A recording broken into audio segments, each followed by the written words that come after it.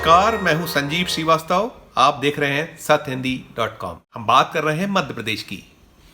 मध्य प्रदेश भी कोरोना की जबरदस्त मार को झेल रहा है। प्रदेश में कई जिले हैं जहां कोरोना का संकट है जो कम होने का नाम ही नहीं ले रहा है, और ऐसे जिलों में यदि हम बात करें तो इंदौर, भोपाल और उज्जैन सबसे ज्यादा प्रभावित जिलों में शुमार है।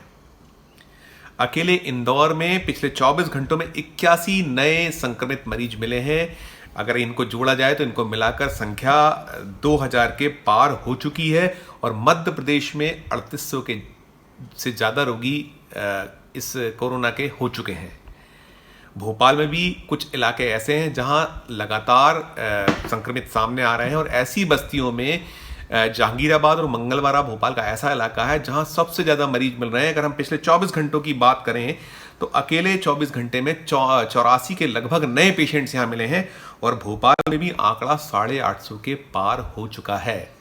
अगर हम तुलना करें 22 मार्च से, तो 22 मार्च की तुलना में न केवल भोपाल, इंदौर बल्कि पूरा प्रदेश काफ़ी तेजी से संक्रमित हो रहा है। और अभी अगर हम बात करें तो 42 ऐसे जिले हैं मध्य प्रदेश में जो कोरोना की चपेट में आ चुके हैं। और अभी एक सीधी ऐसा जिला सामने आया, आज ही पहला केस मध्य प्रदेश के सीधी में सामने आया है। अभी तक हम ये पा रहे थे कि विंध्य का वो क्षेत्र छूटा हुआ था, और कोरोना की जो मार थी बहुत हद तक मालवा, निमाड़ इलाके में बहुत ज़्यादा थी। साथ साथ हम बात करें तो भोपाल संभाग था, कुछ ग्वालियर का एरिया था, उधर जबलपुर का कुछ एरिया था, लेकिन हाँ विंध्य बचा हुआ था। विंध्य में भी लेकिन निरंतर नए नए पेशेंट्स मिल रहे हैं, और इसके बाद स्थिति लगातार भयावह होती चली जा रही है।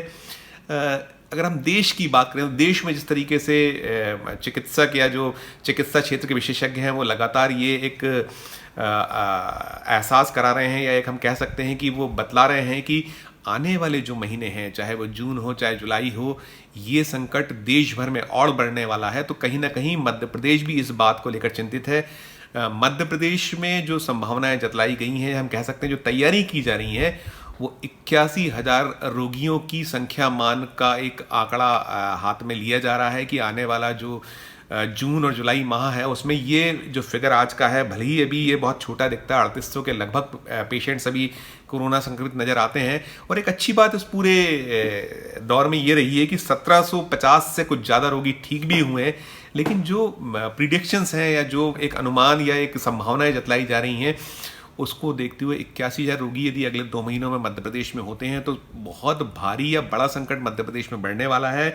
मध्य प्रदेश की सरकार बेहद चिंतित, बेहद परेशान है। वो चाह रही है कि यहाँ जो अगर हम मध्य प्रदेश में बात करें अस्पताल या जो चिकित्सा व्यवस्था है उसमें 42,000 के लगभग नए बेड की ज़रूरत होगी मध्य प्रदेश में।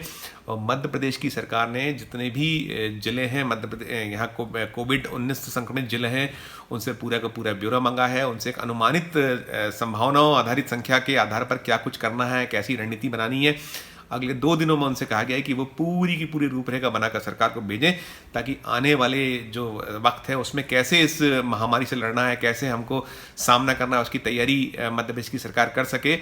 मध्य प्रदेश की सरकार कई स्तरों पर जुटी हुई है, कोशिशों में लगी है, लेकिन जो भी इंतजामात हैं वो कहीं ना कहीं कम पड़ते नज़र आते हैं। खासकर चाहे वो पीपीई किट हो, पीपीई किट की कमी की शिकायतें आ रही हैं। N95 मास्क को लेकर लोगों की कहीं ना कहीं शिकायतें हैं। खासकर जो चिकित्सा अमला लगा हुआ है वो लगातार कहीं ना कहीं इस बात को ध्यान में दिला रहा है कि इसकी आवश्यकताएं और हैं।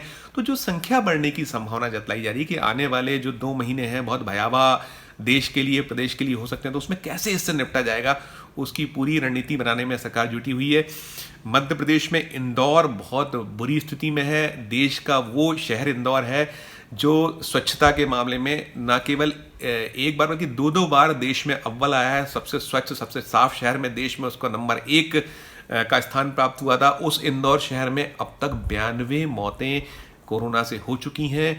वहाँ अभी भी करीब 2000 से ज़्यादा लोग बीमार हैं, कोरोना की चपेट में हैं। कुछ ठीक हुए हैं जिनको छुट्टी अस्पताल में, लेकिन हाँ जो रोगी अभी संक्रमित हैं उनमें काफ़ी संख्या में लोगों की हालत चिंताजनक बताई गई है। ये आंकड़ा भी करीब 100 के आसपास बना हुआ है जो गंभीरों का आंकड़ा है। फिर हम भोपाल की बात करें तो भोपाल में भी करीब 850 के लगभग संक्रमित मिले हैं, उसमें 34 जानें अब तक जा चुकी हैं। जैसा मैंने आपको बताया कि यहाँ हॉट स्पॉट्स जो उभर के आए हैं, जहांगीराबाद जैसा एक इलाका है, पुराने शहर में ये आता है, उसने इंदौर की कुछ बस्तियों के बीच छुड़ा। इंदौर में कुछ ऐसी बस्ती थी जहाँ बहुत तेजी में कोरोना संक्रमित मिले थे, लेकिन उनकी जगह ये जहांगीराबाद मध्य प्रदेश में ऐसा इलाका हो गया है जहाँ आंकड़ा 200 पार हुआ है, वहाँ संक्रमितों की संख्या 200 पार हो चुकी है। यहाँ एहतियातन डिस्ट्रिक्ट एडमिनिस्ट्रेशन ने 3000 के लगभग लोगों को वहाँ से शिफ्ट किया है, अन्यत्र ले गए हैं कि इस चेन को कैसे तोड़ा जाए, इसका एक प्रयास चल रहा है। और इस प्रयास में लोग बड़े भयभीत भी हैं। इस भोपाल शहर में, मध्य प्रदेश की राजनीति है, भोपाल राजधानी है भोपाल मध्य प्रदेश की, तो जो स्थिति है, इसके अलावा एक बहुत बड़ा हॉटस्पॉट के तौर में उभरा है उज्जैन शहर, महाकाल की नगरी जिसे कहा जाता है। ज्योतिर्लिंग है वहाँ, जो देश के 12 ज्योतिर्लिंगों में से एक महाकाल, वहाँ भयावह स्थिति है। वहाँ भी जो आंकड़ा है करीब 225 के आसपास संक्रमितों का आंकड़ा, और संक्रमितों के अलावा मौतें वहाँ बहुत ज़्यादा स्तर पर हुई हैं, 45 के लगभग मौतें हो गई हैं। तो 45 मौतों को लेकर कलेक्टर को वहाँ बदला गया है, अस्पतालों में कुछ स्थितियाँ सुधारने या व्यवस्थाओं को दुरुस्त करने की कोशिशें हुई हैं। तो कुल मिलाकर मध्य प्रदेश में हालात अच्छे नहीं हैं।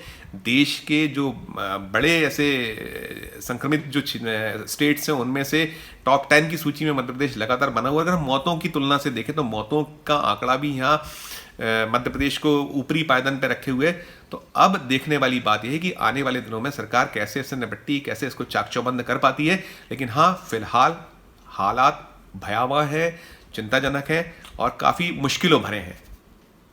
धन्यवाद। सत्य हिंदी के और वीडियोस को देखने के लिए हमारे YouTube चैनल को सब्सक्राइब करें और सीधे नोटिफिकेशन पाने के लिए बेल आइकन दबाएं।